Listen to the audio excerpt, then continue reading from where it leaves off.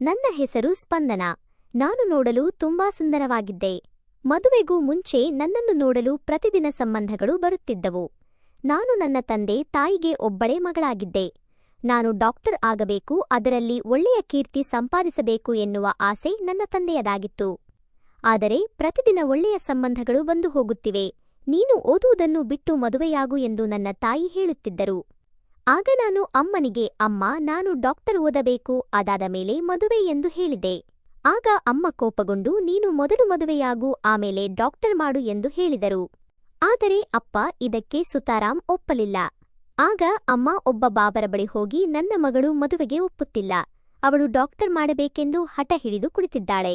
ಆದರೆ ಈಗ ಅವಳಿಗೆ ಒಳ್ಳೊಳ್ಳೆ ಸಂಬಂಧಗಳು ಬರುತ್ತಿವೆ. ಇದಕ್ಕೆ ನನ್ನ ಗಂಡನು ಅವಳಿಗೆ ಸಪೋರ್ಟ್ ಮಾಡುತ್ತಿದ್ದಾರೆ. ದಯವಿಟ್ಟು ಅವರಿಬ್ಬರು ಒಪ್ಪಿಕೊಳ್ಳುವಂತಹ ಯಾವುದಾದರೂ ಒಂದು ತಾಯಿತವನ್ನು ನನಗೆ ಕೊಡಿ ಎಂದು ಕೇಳಿದರು. ಆಗ ಆ ಬಾಬಾ ಅಮ್ಮನ ಬಳಿ 2,000ಗಳನ್ನು ತೆಗೆದುಕೊಂಡು ಒಂದು ಯಂತ್ರವನ್ನು ಮಂತ್ರಿಸಿ ಕೊಟ್ಟರು. ಇದನ್ನು ತೆಗೆದುಕೋ, ಇದನ್ನು ನಿನ್ನ ಗಂಡನ ಕೈಗೆ ಕಟ್ಟು, ನಿನ್ನ ಗಂಡ ತಕ್ಷಣ ಮದುವೆಗೆ ಒಪ್ಪಿಕೊಳ್ಳುತ್ತಾನೆ ಎಂದು ಹೇಳಿದರು. ಅದರಂತೆ ಅಮ್ಮ ಮನೆಗೆ ಬಂದು ಅಪ್ಪಣಿಗೆ ಆ ಯಂತ್ರವನ್ನು ಕಟ್ಟಿದರು. ನನ್ನ ತಂದೆಯ ಗೆಳೆಯರೊಬ್ಬರು ನಮ್ಮ ಸಂಬಂಧವನ್ನು ಕೇಳಿಕೊಂಡು ಬಂದಿದ್ದರು. ಅವರು ಹೇಳಿದರು, ನಿನ್ನ ಮಗಳು ಮದುವೆ ಆದ ಮೇಲೆ ಡಾಕ್ಟರ್ ಓದಬಹುದು ಎಂದು ಹೇಳಿದರು. ಇದನ್ನು ಕೇಳಿದ ನನ್ನ ತಂದೆ ನನ್ನನ್ನು ಒಪ್ಪಿಸಿ ಮದುವೆಗೆ ಒಪ್ಪಿಗೆ ಕೊಟ್ಟರು. ನಂತರ 2 ಮನೆಯ ಕಡೆ ಅವರು ಒಪ್ಪಿ ಮದುವೆಯೂ ಆಯಿತು. ನಾನು ನನ್ನ ಅತ್ತೆ ಮನೆಗೆ ಬಂದೆ. ನನ್ನ ಅತ್ತೆಯವರು ತುಂಬಾ ಶ್ರೀಮಂತರಾಗಿದ್ದರು. ನಾನು ಅವರ ಮನೆ ಮತ್ತೆ ಅವರ ಶ್ರೀಮಂತಿಕೆಯನ್ನು ನೋಡಿ ಬೆರಗಾದೆ. ನಮ್ಮಿಬ್ಬರಿಗೆ ಪ್ರತ್ಯೇಕ ಮನೆಯನ್ನು ನೀಡಿದರು. ನನ್ನ ಗಂಡ ರಮೇಶ್. ನನಗೆ ಆ ಮನೆಯಲ್ಲಿ ಆಳುಗಳನ್ನು ನನ್ನ ಸೇವೆ ಮಾಡಲು ನೇಮಿಸಿದರು. ರಮೇಶ್ ತಂದೆಯ ಎಲ್ಲ ವ್ಯವಹಾರವನ್ನು ನೋಡಿಕೊಳ್ಳುತ್ತಿದ್ದರು. ಅವರು ಬೆಳಿಗ್ಗೆಯಿಂದ ಸಂಜೆಯವರೆಗೂ ತುಂಬಾ ಬಿಸಿಯಾಗಿರುತ್ತಿದ್ದರು. ಆದ್ದರಿಂದ ನನ್ನ ಎಲ್ಲಾ ಸೇವೆಗಾಗಿ ಕೆಲಸದ ಹಾಲುಗಳನ್ನು ನೇಮಿಸಿದ್ದರು. ಅಲ್ಲಿ ಕೆಲಸದವಳು ನನ್ನ ಎಲ್ಲಾ ಅಗತ್ಯಗಳನ್ನು ನೋಡಿಕೊಳ್ಳುತ್ತಿದ್ದಳು. ಆದರೆ ಅವಳು ಪ್ರಾಮಾಣಿಕಳಾಗಿರಲಿಲ್ಲ. ಅವರಲ್ಲಿ ಇನ್ನೊಬ್ಬ ಕೆಲಸದವನು ನಿಧಾನವಾಗಿ ನನ್ನ ಹತ್ತಿರ ಬರಲು ಶುರು ಮಾಡಿದ. ಅವನು ಹೇಳಿದ, ನಾನು ಇವರ ಮನೆಯಲ್ಲಿ ಅನೇಕ ವರ್ಷಗಳಿಂದ ಕೆಲಸಗಳನ್ನು ಮಾಡುತ್ತಿದ್ದೇನೆ. ಈ ಕುಟುಂಬದ ಸದಸ್ಯರೆಲ್ಲರೂ ನನ್ನನ್ನು ಈ ಮನೆಯ ಒಬ್ಬ ಸದಸ್ಯ ಎಂದು ನೋಡಿಕೊಳ್ಳುತ್ತಾರೆ ಎಂದನು. ಅವನ ಮಾತುಗಳನ್ನು ಕೇಳಿ ನಾನು ಅವನಿಗೆ ವಿಶೇಷ ಸ್ಥಾನವನ್ನು ಕೊಡಬೇಕೆಂದು ತೀರ್ಮಾನಿಸಿದೆ. ಅದರಂತೆ ನಡೆದುಕೊಂಡೆ. ಒಂದು ದಿನ ಅವನು ನನ್ನ ಕೋಣೆಗೆ ಬಂದನು. ನಾನು ಇನ್ನೂ ಮಲಗಿದ್ದೆ. ಸುಸ್ತಾಗಿದ್ದ ನನ್ನನ್ನು ಕಂಡಾಗ, ನೀವು ಮಳೆಗೆ ಅಮ್ಮ ಅವರೇ ತುಂಬಾ ಸುಸ್ತಾಗಿರುವರಂತೆ ಕಾಣುತ್ತಿದ್ದೀರಾ ಎಂದು ಹೇಳಿದ. ಮತ್ತೆ ನಿಮ್ಮ ಅಭ್ಯಂತರವೇನೂ ಇಲ್ಲದಿದ್ದರೆ ನಾನು ನಿಮ್ಮ ಕಾಲುಗಳನ್ನು ಒತ್ತುತ್ತೇನೆ ಎಂದು ಕೇಳಿದ. ಇದನ್ನು ಕೇಳಿದ ನಾನು ಭಯಭೀತಾದೆ. ನನಗಿನ್ನೂ ಚಿಕ್ಕ ವಯಸ್ಸು, ನೋಡಲು ನಾನು ಸುಂದರಿಯಾಗಿದ್ದೆ. ನನ್ನ ಗಂಡನನ್ನು ಬಿಟ್ಟು ಬೇರೆ ಯಾವ ಗಂಡಸರು ನನ್ನನ್ನು ಮುಟ್ಟಬಾರದು. ಯಾವ ಆಳುಗಳು ನನ್ನ ಕಾಲನ್ನು ಒತ್ತಿರಲಿಲ್ಲ. ಹಾಗಾಗಿ ನಾನು ಸಾರಸಗಟಾಗಿ ಬೇಡವೆಂದು ಕೋಪದಿಂದ ನಿರಾಕರಿಸಿದೆ. ಮತ್ತೆ ಅವನಿಗೆ ಹೇಳಿದೆ, ಯಾವುದೇ ಅಪರಿಚಿತರು ನನ್ನನ್ನು ಮುಟ್ಟುವುದು ನನಗೆ ಇಷ್ಟ ಆಗುವುದಿಲ್ಲ. ಇದನ್ನು ಕೇಳಿದ ಅವನು ಮೌನವಾಗಿ ನನ್ನ ಕೋಣೆಯಿಂದ ಹೊರಹೋದನು. ಆಗ ನಾನು ಅವನಿಗೆ ತುಂಬಾ ಕಠೋರವಾಗಿ ಮಾತನಾಡಿದೆ ಎಂದು ನನಗೆ ಅರ್ಥವಾಯಿತು. ಬಹುಶಃ ಅವನು ನನ್ನ ಅತ್ತೆಯ ಮನೆಯಲ್ಲಿ ಇದೇ ರೀತಿಯ ಕೆಲಸಗಳನ್ನು ಮಾಡಿರಬಹುದು. ಆದರೆ ನಾನು ಅವರಿಗೆ ಮುಖಕ್ಕೆ ಹೊಡೆದಂತೆ ಮಾತನಾಡುವ ಮೂಲಕ ಅವನಿಗೆ ನೋವು ಉಂಟುಮಾಡಿದೆ. ನೋಡುವುದಕ್ಕೆ ಅವನು ತುಂಬಾ ಒಳ್ಳೆಯ ವ್ಯಕ್ತಿತರ ಕಾಣಿಸುತ್ತಾನೆ. ನಾನು ಅವನಿಗೆ ಹಾಗೆ ಬಯ್ಯಬಾರದಿತ್ತು ಎಂದು ನನಗೆ ಅನಿಸಿತು. ನಾನು ಅವನ ಬಗ್ಗೆ ಯೋಚಿಸಿದಾಗ, ಈ ಕೆಲಸದವನು ತುಂಬಾ ಚಿಕ್ಕವನು, ನೋಡಲು ತುಂಬಾ ಸುಂದರವಾಗಿದ್ದಾನೆ. ಅವನಿಂದ ನನ್ನ ಕಾಲುಗಳನ್ನು ಒತ್ತಿಸಿಕೊಳ್ಳಬಾರದು. ಬಹುಶಃ ನನ್ನ ಗಂಡನಿಗೆ ಇದು ಇಷ್ಟವಾಗದೇ ಇರಬಹುದು ಎಂದು ನನಗನಿಸಿತು. ಮಾರನೇ ದಿನ ಮತ್ತೆ ಆ ಕೆಲಸದ ಆಳು ನನ್ನ ರೂಮಿಗೆ ಬಂದನು. ಮತ್ತೆ ಅವನು ನಿನ್ನೆ ಕೇಳಿದ ಪ್ರಶ್ನೆಯನ್ನು ಕೇಳಿದನು. ಆದರೆ ನಾನು ಇಂದು ತುಂಬಾ ಸುಸ್ತಾಗಿದ್ದೆ. ಆದ್ದರಿಂದ ನಾನು ನನ್ನ ಕಾಲುಗಳನ್ನು ಹಾಸಿಗೆಯಿಂದ ಕೆಳಕ್ಕೆ ಇಳಿಸಿ ನನ್ನ ಕಾಲುಗಳನ್ನು ಒತ್ತುವಂತೆ ಹೇಳಿದೆ. ನಾನು ಹೇಳಿದ ಮಾತುಗಳನ್ನು ಕೇಳಿ ಅವನು ತುಂಬಾ ಸಂತೋಷಗೊಂಡನು. ನಂತರ ಅವನು ನನ್ನ ಕಾಲುಗಳನ್ನು ಒತ್ತಲು ಪ್ರಾರಂಭಿಸಿದ. ಅವನು ನನ್ನ ಪಾದಗಳನ್ನು ತುಂಬಾ ನಿಧಾನವಾಗಿ ಒತ್ತಿ ಮಸಾಜ್ ಮಾಡುತ್ತಿದ್ದನು. ನನಗೆ ಅವನು ಮಸಾಜ್ ಮಾಡುವಾಗ ಮತ್ತೇರಿದಂತೆ ನಿದ್ದೆ ಬರಲಾರಂಭಿಸಿತು. ಇದನ್ನು ನೋಡಿ ಕೆಲಸದವನು ಹೇಳಿದ, ಅಮ್ಮವರೇ, ಈಗ ನಿಮಗೆ ನಿದ್ದೆ ಬರುತ್ತಿದೆ, ನೀವು ಹಾಯಾಗಿ ಮಲಗಿ ಎಂದು ಹೇಳಿದ. ಅದಾದ ನಂತರ ನಾನು ಎಷ್ಟು ಗಂಟೆಗಳ ಕಾಲ ಮಲಗಿದ್ದೇನೋ ನನಗೆ ಗೊತ್ತೇ ಆಗಲಿಲ್ಲ. ಕಣ್ಣು ತೆರೆದಾಗ ಆ ಕೆಲಸದವನು ಇನ್ನು ನನ್ನ ಪಾದಗಳನ್ನು ಒತ್ತುತ್ತಿದ್ದನು.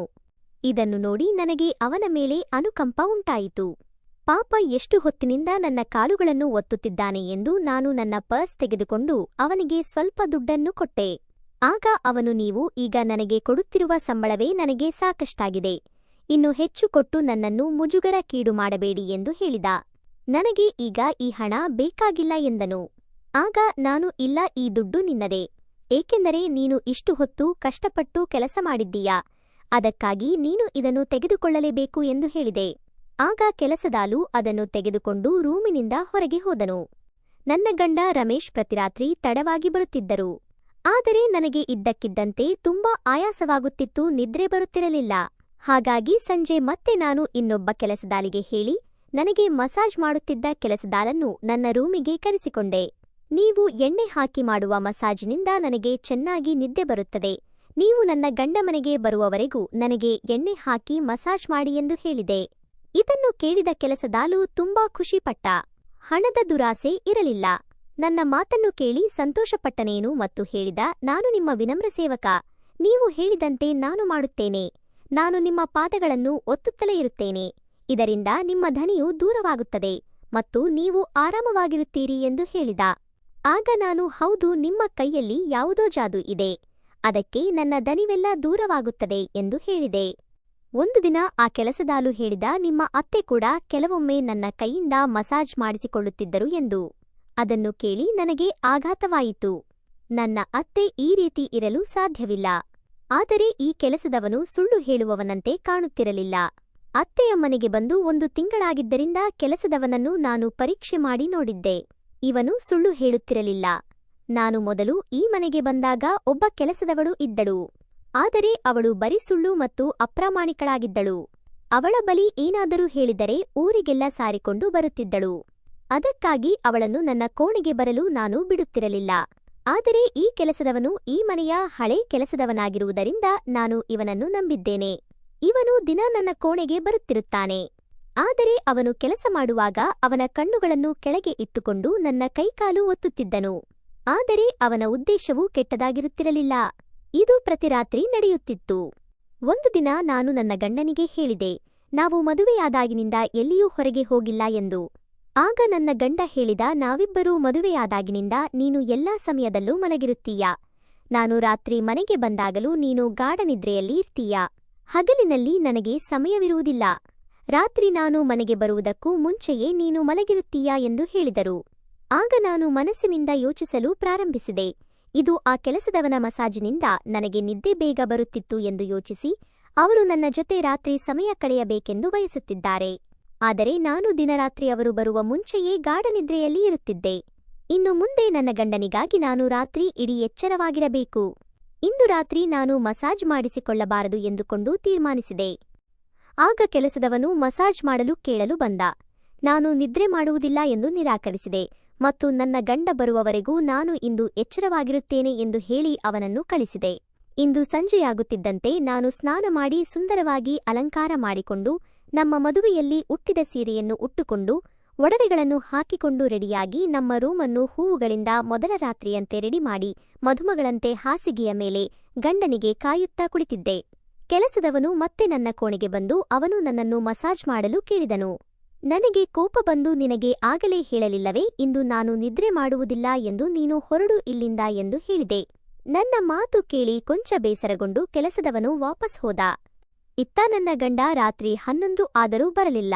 ಸ್ವಲ್ಪ ಸಮಯದ ನಂತರ ಕೆಲಸದವನು ನನ್ನ ಕೋಣೆಗೆ ಬಂದನು ಮತ್ತು ಈ ಬಾರಿ ಅವನ ಕೈಯಲ್ಲಿ ಹಾಲಿನ ಲೋಟವಿತ್ತು. ನಾನು ಇನ್ನೂ ಊಟ ಮಾಡಿರಲಿಲ್ಲ. ಅದಕ್ಕಾಗಿ ಅವನು ತಂದುಕೊಟ್ಟ ಹಾಲು ಕುಡಿದು ಗಂಡನಿಗಾಗಿ ಕಾಯದೊಡಗಿದೆ. ಆದರೆ ನನಗೆ ಹಾಲು ಕುಡಿದ ತಕ್ಷಣ ನಿದ್ದೆ ಬಂದು ಮಲಗಿದೆ. ನಾನು ಬೆಳಿಗ್ಗೆ ಎದ್ದಾಗ ಕೆಲಸದವನು ನನ್ನ ಕೋಣೆಗೆ ಬಂದು, ಅಮ್ಮ ಅವರೇ, ನಾನು ನಿಮಗೆ ತಿಂಡಿ ತರುತ್ತೇನೆ ಎಂದು ಹೇಳಿದ. ನಾನು ತಕ್ಷಣ ಎದ್ದವಳೆ ಪಕ್ಕದಲ್ಲಿ ಹಾಸಿಗೆಯನ್ನು ನೋಡಿದೆ. ಅಲ್ಲಿ ನನ್ನ ಗಂಡ ಇರಲಿಲ್ಲ.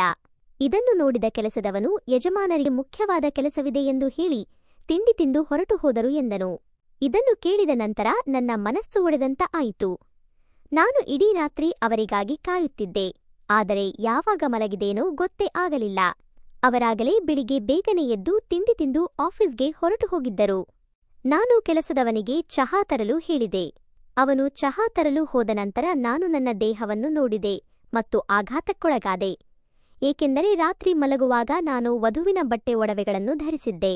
ಆದರೆ ಈಗ ನನ್ನ ಮೈಮೇಲೆ ಬೇರೆ ಬಟ್ಟೆಗಳಿದ್ದವು. ತಕ್ಷಣ ನನ್ನ ತಲೆ ಭಾರವಾಗಲು ತೊಡಗಿತು. ಆ ರಾತ್ರಿ ನನಗೆ ಏನಾಯಿತು ಮತ್ತು ನನ್ನ ಕೋಣೆಯಲ್ಲಿ ಯಾರಿದ್ದಾರೆ ಎಂದು ಯೋಚಿಸುವಾಗ ನನಗೆ ತಲೆ ತಿರುಗುವಿಕೆ ಪ್ರಾರಂಭವಾಯಿತು. ಆದರೆ ನನಗೆ ರಾತ್ರಿ ಘಟನೆ ಏನೂ ನೆನಪಿರಲಿಲ್ಲ. ನನ್ನ ಹೃದಯವು ಗಾಬರಿಯಿಂದ ಬಡಿದುಕೊಳ್ಳುತ್ತಿತ್ತು ಮತ್ತು ನಾನು ನನ್ನ ತಲೆಯನ್ನು ಹಿಡಿದುಕೊಂಡು ಕುಳಿತೆ. ನನ್ನ ಇಡೀ ದೇಹವು ಭಾರದಂತಾಗಿ ಬಾಧಿಸುತ್ತಿತ್ತು. ಆಗ ಕೆಲಸದವನು ಚಹವನ್ನು ತಂದಾಗ ನಾನು ಅವನಿಗೆ ನನ್ನ ಕಾಲುಗಳನ್ನು ಒತ್ತುವಂತೆ ಕೇಳಿದೆ. ಅವನು ಹಾಸಿಗೆಯ ಬಳಿಗೆ ಬಂದು ನನ್ನ 2 ಕಾಲುಗಳನ್ನು ಒತ್ತಲು ಪ್ರಾರಂಭಿಸಿದನು. ನಾನು ತುಂಬಾ ಹೊತ್ತು ಹಾಸಿಗೆಯ ಮೇಲೆ ನಿದ್ದೆಗೆ ಜಾರಿದೆ. ಆ ದಿನ ನನ್ನ ಗಂಡ ಇದ್ದಕ್ಕಿದ್ದಂತೆ ಮನೆಗೆ ಬಂದನು. ನಾನು ಅವರನ್ನು ನೋಡಿ ನಾನು ಅವರ ಮೇಲೆ ಕೂಗಾಡಿದೆ. ನಿನಗೋಸ್ಕರ ಮಧುಮಗಳಾಗಿ ರಾತ್ರಿ ಜಾಗರಣೆ ಮಾಡುತ್ತಾ ಕಾದು ಕುಳಿತಿದ್ದೆ, ಆದರೆ ನೀನು ಬರಲಿಲ್ಲ ಎಂದು ಕೋಪದಲ್ಲಿ ಹೇಳಿದೆ. ಇದನ್ನು ಕೇಳಿದ ನನ್ನ ಗಂಡ ಹೇಳಿದರು, ನಾನು ರಾತ್ರಿ ಕೋಣೆಗೆ ಬಂದಾಗ ನೀನು ಅದಾಗಲೇ ಗಾಢ ನಿದ್ರೆಯಲ್ಲಿದ್ದೆ, ಆದ್ದರಿಂದ ನಾನು ನಿನ್ನನ್ನು ಎಬ್ಬಿಸಲಿಲ್ಲ. ಇದನ್ನು ಕೇಳಿ ನನಗೆ ಆಘಾತವಾಯಿತು. ಆಗ ಇದು ಯೋಚನೆಗೆ ಬಂದಿತು, ಇವರು ನನ್ನನ್ನು ಎಬ್ಬಿಸಲಿಲ್ಲ ಅಂದರೆ ನನ್ನ ಬಟ್ಟೆಯನ್ನು ಬದಲಾಯಿಸಿದವರು ಯಾರು? ಹಾಗಿದ್ದರೆ ನಾನು ರಾತ್ರಿಯೆಲ್ಲ ಸಂಪೂರ್ಣ ನಿದ್ರೆಯಲ್ಲಿದ್ದರೂ ನನ್ನ ದೇಹವು ಏಕೆ ನೋಯುತ್ತಿದೆ? ನಾನು ಆಗ ಗೊಂದಲಕ್ಕೊಳಗಾದೆ. ಆಗ ನನ್ನ ಗಂಡ ಹೇಳಿದರು, ಸರಿ, ನಾನು ಮನಸ್ಥಿತಿಯನ್ನು ಹಾಳು ಮಾಡುವ ಉದ್ದೇಶ ನನಗಿಲ್ಲ. ನಾನು ಇಂದು ರಾತ್ರಿ ಯಾವುದೋ ಕೆಲಸದ ನಿಮಿತ್ತ ಹೊರಗೆ ಹೋಗಬೇಕು, ಹಾಗಾಗಿ ನಾನು ರಾತ್ರಿ ತಡವಾಗಿ ಬರುತ್ತೇನೆ ಎಂದರು. ನಾನು ಆ ಮಾತುಗಳನ್ನು ಕೇಳಿ ಕೋಪದಿಂದ ರೂಮಿನ ಬಾಗಿಲನ್ನು ಜೋರಾಗಿ ಹಾಕಿದೆ. ಆಗ ಅವರು, ಆದರೆ ಈಗ ನನ್ನ ಬಳಿ 3-4 ಗಂಟೆಗಳ ಸಮಯವಿದೆ, ನೀನು ಇಷ್ಟಪಡುವುದಾದರೆ ನಾವು ಎಲ್ಲಾದರೂ ಹೊರಗೆ ಹೋಗಬಹುದು ಎಂದರು. ಇದನ್ನು ಕೇಳಿದ ನನ್ನ ಮೂಡ್ ತಾನಾಗಿಯೇ ಸುಧಾರಿಸಿತು ಮತ್ತು ಇಡೀ ರಾತ್ರಿ ನಡೆದ ವಿಷಯಗಳನ್ನು ಮರೆತು ಸಂತೋಷಪಟ್ಟೆ. ಮದುವೆಯ ನಂತರ ಇದೇ ಮೊದಲ ಬಾರಿಗೆ ನಾನು ನನ್ನ ಗಂಡನೊಂದಿಗೆ ಹೊರಗೆ ಹೋಗುತ್ತಿದ್ದೆ. ಅವರ ಜೊತೆ ಹೊರಗೆ ಹೋಗಲು ನಾನು ಬೇಗನೆ ರೆಡಿಯಾಗುವುದಕ್ಕೆ ಪ್ರಾರಂಭಿಸಿದೆ. ನನ್ನ ಗಂಡ ಅದಾಗಲೇ ಕಾರಿನಲ್ಲಿ ಕುಳಿತು ನನಗಾಗಿ ಕಾಯುತ್ತಿದ್ದರು. ನಾನು ಬೇಗ ರೆಡಿಯಾಗಿ ಹೊರಡುತ್ತಿದ್ದೆ. ಆಗ ಕೆಲಸದವನು ನನ್ನ ಕೋಣೆಗೆ ಬಂದು, ಅಮ್ಮವರೇ, ನೀವು ಎಲ್ಲೋ ಹೋಗುತ್ತಿದ್ದೀರಾ ಎಂದು ಕೇಳಿದ. ಇದನ್ನು ಕೇಳಿ ನಾನು ಅವನಿಗೆ, ಹೌದು, ಆದರೆ ನೀನು ಯಾಕೆ ಕೇಳುತ್ತಿದ್ದೀಯಾ ಎಂದಾಗ ಕೆಲಸದವನು ಹೇಳಿದ, ನಾನು ನಿಮ್ಮ ಸೇವಕ, ಆದರೆ ನಾನು ನಿಮ್ಮ ಮನೆಯ ಸದಸ್ಯರಲ್ಲಿ ಒಬ್ಬನೆಂದು ನಿಮಗೆ ಒಂದು ಸಲಹೆಯನ್ನು ಹೇಳುತ್ತಿದ್ದೇನೆ. ನಿಮ್ಮ ದೇಹವು ಧನಿದಿರುವುದರಿಂದ ನೀವು ಹೊರಗೆ ಹೋಗುವುದು ಒಳ್ಳೆಯದಲ್ಲ ಎಂದು ಹೇಳಿದ. ಇದನ್ನು ಕೇಳಿ ನಾನು ಕೋಪಗೊಂಡು, ನೀನು ನಮ್ಮ ಮನೆಯ ಕೆಲಸದವನು, ನೀನು ನನ್ನ ಪತಿಯಾಗಲು ಪ್ರಯತ್ನಿಸಬೇಡ ಎಂದು ಹೇಳಿದೆ. ನಾನು ನನ್ನ ಗಂಡನ ಜೊತೆ ಹೊರಗಡೆ ಹೋಗಬೇಕಾದರೆ ನಿನ್ನ ಪರ್ಮಿಷನ್ ತೆಗೆದುಕೊಳ್ಳಬೇಕೇನೋ? ನಿನ್ನ ಕೆಲಸ ಏನಿದೆಯೋ ಅದನ್ನು ನೋಡಿಕೋ ಎಂದು ಹೇಳುತ್ತಾ ನನಗೆ ಕೋಪ ಬಂದದ್ದು ತಿಳಿಯದೆ ಹೊರಗೆ ಹೋದೆ. ನನ್ನ ಗಂಡ ನನ್ನನ್ನು ಹೊರಗಡೆ ಸುತ್ತಾಡಿಸಿ ತಿನ್ನಿಸಿ ಕರೆದುಕೊಂಡು ಬಂದು ಮನೆಯ ಗೇಟ್ನಲ್ಲಿ ಇಳಿಸಿ ಮತ್ತೆ ಹೊರಗೆ ಕೆಲಸಕ್ಕೆ ಹೋದರು. ನಾನು ಒಳಗೆ ಬಂದಾಗ ನನ್ನ ಇಡೀ ದೇಹವು ತುಂಬಾ ನೋಯುತ್ತಿತ್ತು. ಬಹುಶಃ ನನ್ನ ದೇಹವು ಮಸಾಜ್ಗೆ ಬಯಸಿರಬಹುದು, ಅದಕ್ಕೆ ರಾತ್ರಿಯಾದ ತಕ್ಷಣ ಮಸಾಜ್ ಮಾಡಿಸಿಕೊಳ್ಳುವುದಕ್ಕೆ ಹಾತೊರೆಯುತ್ತದೆ. ನಾನು ಆ ಕೆಲಸದವನಿಗೆ ಬಹಳ ನಿಕೃಷ್ಟವಾಗಿ ಮಾತನಾಡಿದ್ದೆ. ಅದಕ್ಕೆ ನಾನು ಮನೆಗೆ ಬಂದಾಗ ಅವನು ನನ್ನ ಮುಂದೆ ಬರಲಿಲ್ಲ. ಅವನು ನನಗೆ ಇಂದು ಮಸಾಜ್ ಮಾಡಲಿ ಎಂದು ಕೇಳುವುದಕ್ಕೂ ಬರಲಿಲ್ಲ, ಆದರೆ ನನಗೆ ಅವನ ಅವಶ್ಯಕತೆ ಇತ್ತು. ಆದ್ದರಿಂದ ನಾನು ನನ್ನ ಕೆಲಸದವಳನ್ನು ಕರೆದು ಅವನನ್ನು ಕರೆಯಲು ಹೇಳಿದೆ. ಸ್ವಲ್ಪ ಸಮಯ ಕಳೆದ ನಂತರ ಕೆಲಸದವನು ನನ್ನ ಕೋಣೆಗೆ ಬಂದು ನನ್ನ ಹಾಸಿಗೆಯ ಮೇಲೆ ಕುಳಿತು ಮೌನವಾಗಿ ನನ್ನ ಪಾದಗಳನ್ನು ಒತ್ತಿದನು. ಇದನ್ನು ನೋಡಿ ನನಗೆ ಮುಜುಗರವಾಯಿತು. ನಾನು ಅವನಿಗೆ ತುಂಬಾ ಕೆಟ್ಟದಾಗಿ ಹೇಳಿದ್ದೇನೆ, ಆದರೆ ಅವನು ನಾನು ಹೇಳಿದ್ದಕ್ಕೆ ತಲೆಕೆಡಿಸಿಕೊಂಡಿರಲಿಲ್ಲ. ಅವನು ಮೌನವಾಗಿರುವುದನ್ನು ನೋಡಿ ನಾನು ಹೇಳಿದೆ, ಆ ಸಮಯದಲ್ಲಿ ಏನಾಯಿತು ಎಂದು ನನಗೆ ತಿಳಿಯಲಿಲ್ಲ. ಆದ್ದರಿಂದ ನಾನು ನಿಮಗೆ ಕ್ಷಮೆ ಕೇಳುತ್ತೇನೆ. ನಾನು ನನ್ನ ಗಂಡನೊಂದಿಗೆ ಎಲ್ಲೋ ಹೊರಗೆ ಹೋಗುತ್ತಿದ್ದೆ. ನೀವು ನನಗೆ ಅಡ್ಡಿಪಡಿಸುವುದು ನನಗೆ ಇಷ್ಟವಾಗಲಿಲ್ಲ. ಆದ್ದರಿಂದ ನಾನು ಆ ರೀತಿಯಾಗಿ ಮಾತನಾಡಬೇಕಾಯಿತು. ದಯವಿಟ್ಟು ನನ್ನನ್ನು ಕ್ಷಮಿಸಿ ಎಂದು ಕೇಳಿದೆ. ಆಗ ನನ್ನ ಯೋಚನೆಗೆ ಬಂದಿದ್ದು, ನಾನು ಅವನ ಮಾಲೀಕನಾಗಿದ್ದೆ ಮತ್ತು ಈ ಕೆಲಸಕ್ಕೆ ಅವನಿಗೆ ಹಣ ನೀಡಿದ್ದೇನೆ. ಆದರೆ ನನ್ನಲ್ಲಿ ಇನ್ನೂ ಮಾನವೀಯತೆ ಜೀವಂತವಾಗಿತ್ತು. ಆದ್ದರಿಂದ ಮಾಲೀಕನಾಗಿದ್ದರೂ ನಾನು ಕೆಲಸದವನಿಗೆ ಕ್ಷಮೆಯಾಚಿಸಿದೆ, ಏಕೆಂದರೆ ಅವನು ನಮ್ಮ ಮನೆಯವನಂತಿದ್ದನು, ಅವನು ನಮ್ಮಂತೆ ಮನುಷ್ಯನಾಗಿದ್ದನು. ನನ್ನ ಮಾತನ್ನು ಕೇಳಿದ ಕೆಲಸದವನು ಹೇಳಿದ, ನಾನು ನಿಮ್ಮ ಸೇವಕ, ನಾನು ಈ ಕೆಲಸಕ್ಕೆ ನಿಮ್ಮಿಂದ ಸಂಬಳ ತೆಗೆದುಕೊಳ್ಳುತ್ತೇನೆ, ಆದ್ದರಿಂದ ನೀವು ಏನು ಬೇಕಾದರೂ ಹೇಳಲು ನಿಮಗೆ ಹಕ್ಕಿದೆ ಎಂದನು. ಇದನ್ನು ಕೇಳಿ ನಾನು ಸುಮ್ಮನಿದ್ದೆ, ಆದರೆ ಮುಂದೆ ಈ ರೀತಿ ಆಗಬಾರದೆಂದು ಮನಸ್ಸಿನಿಂದ ನಿರ್ಧರಿಸಿದೆ. ಇಂದು ತಡರಾತ್ರಿವರೆಗೂ ನನಗೆ ಮಸಾಜ್ ಮಾಡುತ್ತಿದ್ದ ನಂತರ ನಾನು ನಿದ್ರೆಗೆ ಜಾರಿದೆ. ಇಂದು ರಾತ್ರಿ ಕೂಡ ನನ್ನ ಗಂಡ ಮನೆಗೆ ಬಂದಿದ್ದು ನನಗೆ ತಿಳಿದಿರಲಿಲ್ಲ. ಬೆಳಗ್ಗೆ ಎದ್ದಾಗ ನನ್ನ ಗಂಡ ಸ್ನಾನ ಮುಗಿಸಿ ಹೊರಹೋಗಲು ತಯಾರಾಗುತ್ತಿದ್ದರು. ನಾನು ಆಶ್ಚರ್ಯದಿಂದ ಅವರತ್ತ ನೋಡತೊಡಗಿದೆ. ಇತ್ತೀಚಿನ ದಿನಗಳಲ್ಲಿ ನನಗೆ ಏನಾಗುತ್ತಿದೆ ಎಂದು ನನಗೆ ತಿಳಿಯುತ್ತಿಲ್ಲವಲ್ಲ. ಕೆಲಸದವನು ಮಾಡಿದ್ದ ಮಸಾಜ್ ನನ್ನನ್ನು ತುಂಬಾ ಗಾಢವಾದ ನಿದ್ರೆಗೆ ಕರೆದುಕೊಂಡು ಹೋಗಿದೆ. ಅವರು ಬಂದಾಗ ನನಗೆ ಪ್ರಜ್ಞೆ ಇರಲಿಲ್ಲವೇನೋ. ನನ್ನ ಗಂಡ ಕೋಣೆಗೆ ಯಾವಾಗ ಬರುತ್ತಾರೆ ಎಂದು ನನಗೆ ತಿಳಿಯುತ್ತಿರಲಿಲ್ಲ. ಪ್ರತಿದಿನ ರಾತ್ರಿ ನಾನು ಹೀಗೆ ನಡೆದುಕೊಳ್ಳುತ್ತಿದ್ದೇನೆ. ಈ ಕೆಲಸದವನ ಕೈಯಲ್ಲಿ ಏನೋ ಮಾಟ ಇರಬೇಕು ಎಂದು ನಾನು ಯೋಚಿಸುತ್ತಿದ್ದೆ. ಇವತ್ತು ಬೆಳಿಗ್ಗೆ ಎದ್ದಾಗ ತಲೆ ತುಂಬಾ ಭಾರವಾಗಿ ನಡೆಯಲು ಸಹ ಆಗುತ್ತಿರಲಿಲ್ಲ. ಆದರೆ ನಾನು ಇದನ್ನು ನನ್ನ ಗಂಡನಿಗೆ ಹೇಳಲಿಲ್ಲ, ಏಕೆಂದರೆ ನಾನು ಆ ಕೆಲಸದವನಿಂದ ಮಸಾಜ್ ಮಾಡಿಸಿಕೊಳ್ಳುತ್ತೇನೆ ಎಂದು ಅವರಿಗೆ ತಿಳಿದಿರಲಿಲ್ಲ. ನಾನು ಯಾವತ್ತೂ ಈ ವಿಷಯವನ್ನು ಅವರಿಗೆ ಹೇಳಲೂ ಇಲ್ಲ. ಇಂದು ನನ್ನ ಗಂಡ ಕೆಲಸಕ್ಕೆ ಹೋಗದೆ ಮನೆಯಲ್ಲಿ ಇದ್ದರು. ಮನೆ ಕೆಲಸದವನು ಎಲ್ಲಾ ಕೆಲಸವನ್ನು ಮುಗಿಸಿ ನನ್ನ ಕೋಣೆಗೆ ಬಂದು ಬಿಡುತ್ತಾನೆ ಎಂಬ ಗಾಬರಿಯಾಯಿತು. ಅವನು ಇಂದು ನನ್ನ ಕೋಣೆಗೆ ಬರದೇ ಇರಲಿ ಎಂದು ನಾನು ದೇವರಲ್ಲಿ ಪ್ರಾರ್ಥಿಸುತ್ತಿದ್ದೆ, ಏಕೆಂದರೆ ಇಂದು ಅವರು ಮನೆಯಲ್ಲಿಯೇ ಇದ್ದಾರೆ. ನಾನು ಪುನಃ ನಿದ್ರೆಗೆ ಜಾರಿದರೆ ಅವರು ನನ್ನ ಮೇಲೆ ಬೇಸರಗೊಳ್ಳಬಹುದು ಎಂದು. ಇಲ್ಲಿಯವರೆಗೂ ನಮ್ಮ ಮೊದಲ ರಾತ್ರಿಯೂ ಕೂಡ ನಡೆದಿರಲಿಲ್ಲ. ಕೆಲಸದವನು ಮನೆಯ ಕೆಲಸಗಳಲ್ಲಿ ನಿರತನಾಗಿದ್ದ. ಅವನು ಕೂಡ ಈ ವಿಷಯವನ್ನು ಯಾರಿಗೂ ತಿಳಿಸಿರಲಿಲ್ಲ. ನನ್ನ ಗಂಡ ಮನೆಯಿಂದ ಹೊರಗೆ ಹೋದಾಗ ನಾನು ಕೆಲಸದವನನ್ನು ಕರೆದು ಮಸಾಜ್ ಮಾಡಿಸಿಕೊಳ್ಳುತ್ತಿದ್ದೆ. ಆದರೆ ಒಂದು ದಿನ ನನ್ನ ಪತಿ ಇದ್ದಕ್ಕಿದ್ದಂತೆ ಮನೆಗೆ ಬಂದರು ಮತ್ತು ನಾನು ಕೋಣೆಯಲ್ಲಿದ್ದೆ. ನನ್ನ ಪತಿ ಇದ್ದಕ್ಕಿದ್ದಂತೆ ಮನೆಗೆ ಬಂದದ್ದನ್ನು ಕಂಡು ನನಗೆ ಸ್ವಲ್ಪ ಭಯವಾಯಿತು, ಏಕೆಂದರೆ ಕೆಲಸದವನಿಗೆ ಕಾಲು ಒತ್ತಲು ನನ್ನ ರೂಮಿಗೆ ಬರುವುದಕ್ಕೆ ಹೇಳಿದ್ದೆ. ಇವನು ಎಲ್ಲಿ ಈಗ ಬಂದು ಬಿಡುತ್ತಾನೋ ಎಂದು ನನಗೆ ಭಯವಾಯಿತು. ಆದರೆ ಕೆಲಸದವನು ತುಂಬಾ ಬುದ್ಧಿವಂತನಾಗಿದ್ದ. ಅವನು ನನ್ನ ಗಂಡ ಬಂದಿರುವುದನ್ನು ಗಮನಿಸಿ ನನಗೆ ಕಾಲುತ್ತಲು ಬರಲಿಲ್ಲ. ಆದರೆ ನನಗೆ ಏಕೆ ಹೀಗೆ ಆಗುತ್ತಿತ್ತು ನನಗೆ ತಿಳಿಯುತ್ತಿರಲಿಲ್ಲ. ನಾನು ದಿನ ಅವನ ಕೈಯಿಂದ ಮಸಾಜ್ ಮಾಡಿಸಿಕೊಳ್ಳುತ್ತಿದ್ದೆ. ಒಂದು ದಿನವೇನಾದರೂ ನಾನು ಅವನ ಕೈಯಿಂದ ಮಸಾಜ್ ಮಾಡಿಸಿಕೊಳ್ಳಲಿಲ್ಲವಾದರೆ ಮೈ ಕೈಯೆಲ್ಲ ತುಂಬಾ ನೋಯುತ್ತಿತ್ತು, ನಿದ್ದೆ ಕೂಡ ಬರುತ್ತಿರಲಿಲ್ಲ. ಬೆಳಿಗ್ಗೆ ಎದ್ದ ತಕ್ಷಣ ತಲೆ ತುಂಬಾ ಭಾರವಾಗುತ್ತಿತ್ತು. ಮಸಾಜ್ ಬೇಕೇ ಬೇಕು ಎನ್ನುವಷ್ಟು ಮನಸ್ಸು ಹಠ ಮಾಡುತ್ತಿತ್ತು. ಅಂದರೆ ಆ ಕೆಲಸದವನು ಏನು ಮೋಡಿ ಮಾಡುತ್ತಿದ್ದಾನೆ ಗೊತ್ತಿಲ್ಲ. ಪ್ರತಿದಿನ ನಾನು ಅವನನ್ನು ಕರೆಯುವಂತೆ ಅವನ ಮೋಡಿ ನನ್ನ ಮೇಲೆ ಪ್ರಭಾವ ಬೀರಿತು. ಆದರೆ ನಾನು ಪ್ರತಿದಿನ ಬೆಳಗ್ಗೆ ಕಣ್ಣು ತೆರೆದು ನೋಡಿದಾಗ ನನ್ನ ಬಟ್ಟೆ ಬದಲಾಗಿರುತ್ತಿದ್ದವು. ನಾನು ಯೋಚನೆ ಮಾಡಿದೆ, ನನ್ನ ಗಂಡನೇ ಈ ರೀತಿ ಮಾಡುತ್ತಿದ್ದಾನೆ, ಆದರೆ ನನ್ನ ಬಳಿ ಏನನ್ನೂ ಹೇಳುತ್ತಿಲ್ಲ ಎಂದು ತಿಳಿದುಕೊಂಡು ಕನ್ನಡಿಯ ಮುಂದೆ ಹೋಗಿ ನನ್ನ ಮುಖ ನೋಡಿದಾಗ ಮುಖದಲ್ಲೆಲ್ಲ ಕೆಂಪು ಗುರುತುಗಳು ಇದ್ದದ್ದು ಕಂಡು ಬೆಚ್ಚಿಬಿದ್ದೆ. ಇದು ಯಾವ ರೀತಿಯ ಗುರುತು? ಆ ಗುರುತನ್ನು ಅಳಿಸಬೇಕು ಎಂದು ಒಂದು ಬಟ್ಟೆಯನ್ನು ತೆಗೆದುಕೊಂಡು ಉಜ್ಜಿದೆ. ಆದರೆ ಏನೂ ಪ್ರಯೋಜನವಾಗಲಿಲ್ಲ. ಮಾರನೇ ದಿನದೊಳಗೆ ಆ ಗುರುತು ಕಣ್ಮರೆಯಾಗುವ ಬದಲು ಮೈಯೆಲ್ಲ ಹರಡಿಕೊಂಡಿದ್ದನ್ನು ನೋಡಿದೆ. ಆಗ ನನಗೆ ಭಯವಾಯಿತು. ಆಗ ಇದ್ದಕ್ಕಿದ್ದಂತೆ ಕೆಲಸದವನು ನನ್ನ ಕೋಣೆಗೆ ಬಂದು ಮಸಾಜ್ ಮಾಡಲು ಕೇಳಿದನು. ನಾನು ಒಂದು ವೇಳೆ ಇವನು ಹಾಕುವ ಎಣ್ಣೆಯಿಂದ ಗುರುತುಗಳು ಮಾಯವಾಗಬಹುದು ಎಂದು ಅವನಿಗೆ ನನ್ನ ಕಾಲನ್ನು ಒತ್ತಲು ಹೇಳಿದೆ. ನನ್ನ ಕಾಲುಗಳನ್ನು ಒತ್ತುವಾಗ ಆ ಗುರುತಿನ ಬಗ್ಗೆ ಏನನ್ನಾದರೂ ಕೇಳುತ್ತಾನೆ ಎಂದುಕೊಂಡೆ, ಆದರೆ ಅವನು ಏನೂ ಕೇಳಲಿಲ್ಲ. ಈಗ ನಾನು ತುಂಬಾ ಹೆದರುಕೊಂಡಿದ್ದೆ. ಒಂದು ವೇಳೆ ನನ್ನ ಗಂಡ ಈ ಗುರುತಿನ ಬಗ್ಗೆ ಕೇಳಿದರೆ ನಾನು ಏನು ಉತ್ತರ ಕೊಡುವುದು ಎಂದು ಯೋಚಿಸುತ್ತಿದ್ದೆ. ಇದರ ನಡುವೆ ತುಂಬಾ ಆಯಾಸಗೊಂಡಿದ್ದೆ. ಆದ್ದರಿಂದ ನಾನು ನನ್ನ ಪಾದಗಳನ್ನು ದಿಂಬಿನ ಮೇಲೆ ಇರಿಸಿದೆ. ಕೆಲಸದವನು ಬಂದು ನನಗೆ ಮಸಾಜ್ ಮಾಡಲು ಪ್ರಾರಂಭಿಸಿದನು. ನಿದ್ರೆಯಿಂದ ನನ್ನ ಕಣ್ಣುಗಳು ಮುಚ್ಚುವ ಹಂತದಲ್ಲಿದ್ದವು. ಆಗ ಕೆಲಸದವನು ನನ್ನ ಹತ್ತಿರ ಬಂದು ಯಾವುದೋ ವಿಷಯವನ್ನು ಹೇಳಿದ. ಅದನ್ನು ಕೇಳಿ ನಾನು ದಂಗಾಗಿ ಹೋದೆ. ಅವನು ಹೇಳಿದ, ನೀನು ತುಂಬಾ ಚೆನ್ನಾಗಿ ಕಾಣುತ್ತೀಯ, ನೀನು ಎಂದರೆ ನನಗೆ ಇಷ್ಟ ಎಂದು. ಆದರೆ ನನ್ನ ಕಣ್ಣುಗಳು ತುಂಬಾ ಭಾರವಾಗುತ್ತಿದ್ದವು. ಅವನು ಹೇಳಿದ್ದು ನನಗೆ ಅರ್ಥವಾಗಲಿಲ್ಲ. ನಂತರ ನಾನು ಗಾಢನಿದ್ರೆಗೆ ಜಾರಿದೆ. ಬೆಳಿಗ್ಗೆ ಕಣ್ಣು ತೆರೆದಾಗ ನನ್ನ ಗಂಡ ಹಾಸಿಗೆಯಲ್ಲೇ ಮಲಗಿದ್ದರು. ನನ್ನ ತಲೆ ಭಾರವಾಗುತ್ತಿತ್ತು ಮತ್ತು ದೇಹವೂ ನೋಯುತ್ತಿತ್ತು. ನಾನು ಅವರ ಬಳಿ ನಿಧಾನವಾಗಿ ನನ್ನ ಎಲ್ಲಾ ವಿಷಯವನ್ನು ಹೇಳಿದೆ. ನಂತರ ಈ ಗುರುತುಗಳ ಬಗ್ಗೆಯೂ ನಾನು ಅವರಿಗೆ ತಿಳಿಸಿದೆ. ಇದು ಈಗ ನನ್ನ ದೇಹದ ತುಂಬೆಲ್ಲ ಹರಡುತ್ತಿದೆ ಎಂದು ಹೇಳಿ ನನ್ನ ದೇಹದಿಂದ ಬಟ್ಟೆಯನ್ನು ತೆಗೆದು ತೋರಿಸಿದಾಗ ಅವರು ಅದನ್ನು ನೋಡಿ ಅವಾಕ್ಕಾದರು. ಅವನು ನನ್ನಿಂದ ದೂರ ಹೋಗಿ ನಿಂತುಕೊಂಡರು. ಮತ್ತು ನೀನು ನನಗೆ ಮೋಸ ಮಾಡಿದ್ದೀಯಾ, ನನಗೆ ನೀನು ವಿಶ್ವಾಸದ್ರೋಹ ಬಗೆದಿದ್ದೀಯಾ, ನಿನಗೆ ಆ ಕೆಲಸದವನೊಂದಿಗೆ ಏನೋ ಸಂಬಂಧವಿದೆ, ಇದು ರೋಗವಲ್ಲ, ಇದು ನಿಮ್ಮ ಅಪರಾಧದ ರೋಗಲಕ್ಷಣಗಳು. ನೀನು ಇನ್ನೊಬ್ಬ ವ್ಯಕ್ತಿಯ ಜೊತೆ ಅನೈತಿಕ ಸಂಬಂಧ ಹೊಂದಿದ್ದೀಯಾ. ನಾನು ಕೆಲಸದಲ್ಲಿ ನಿರತನಾಗಿದ್ದೆ, ಆದರೆ ಇಲ್ಲಿ ನೀನು ಇಂತಹ ನೀಚ ಕೆಲಸಕ್ಕೆ ಹೆಜ್ಜೆ ಇಡುವಾಗ ನಾನಿಂದು ಸತ್ತಿಲ್ಲವೆಂದು ನೆನಪಿಗೆ ಬರಲಿಲ್ಲವೇ ಎಂದು ಇದಕ್ಕೆ ನೀನು ತಕ್ಕ ಶಿಕ್ಷೆ ಅನುಭವಿಸಲೇಬೇಕು ಎಂದರು. ಇದನ್ನು ಕೇಳಿ ನನ್ನ ಬದುಕು ಅಲ್ಲೋಲ ಕಲ್ಲೋಲವೆನಿಸಿತು. ನೀವು ನನ್ನ ಬಗ್ಗೆ ಈ ರೀತಿ ಮಾತನಾಡುತ್ತಿದ್ದೀರಾ?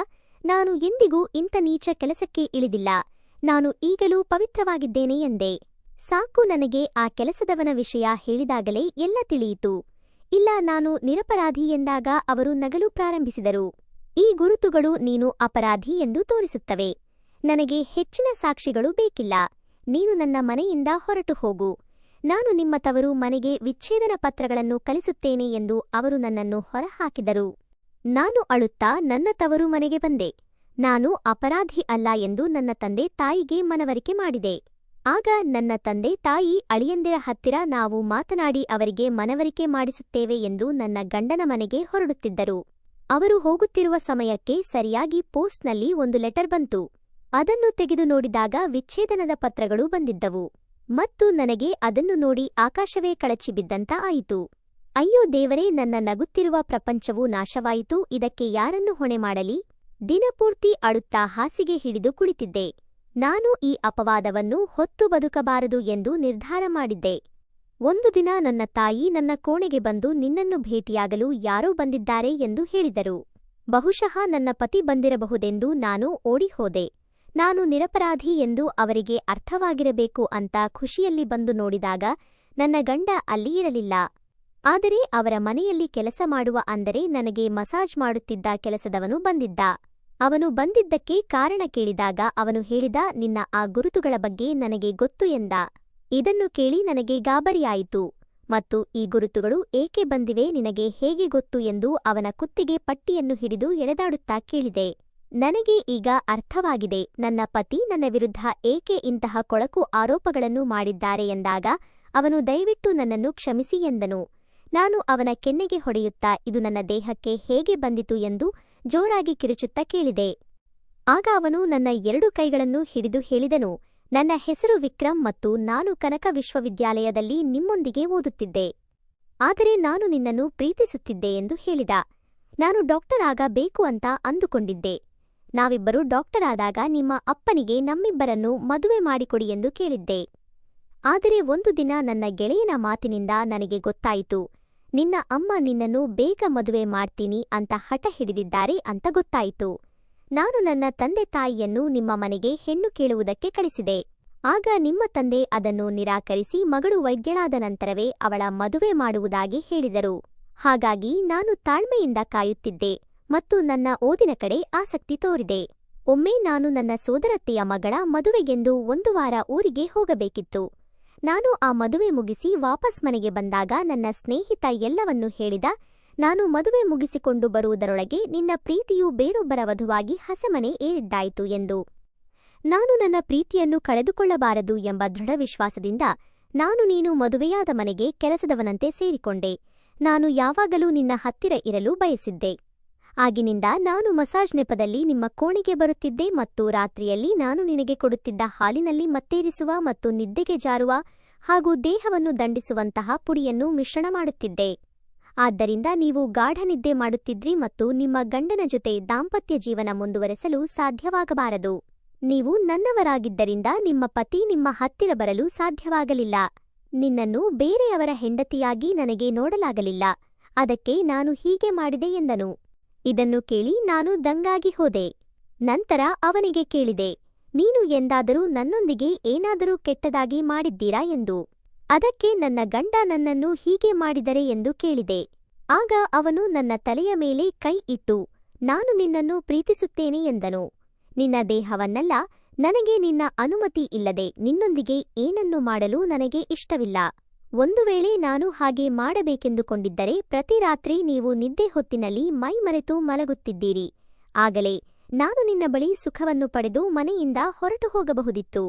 ಆದರೆ ನಾನು ನಿನ್ನನ್ನು ಮನಸಾರೆ ಪ್ರೀತಿಸುತ್ತಿದ್ದೆ. ನಿನ್ನನ್ನು ಪಡೆದುಕೊಳ್ಳಲೇಬೇಕೆಂಬ ಹಠಕ್ಕೆ ಬಿದ್ದಿದ್ದೆ ಎಂದು ಹೇಳಿದ. ಇದನ್ನು ಕೇಳಿದ ನಂತರ ನಾನು ನನ್ನ ಮೈಮೇಲೆ ಇದ್ದ ಗುರುತುಗಳ ಕಡೆಗೆ ತೋರಿಸಿದೆ.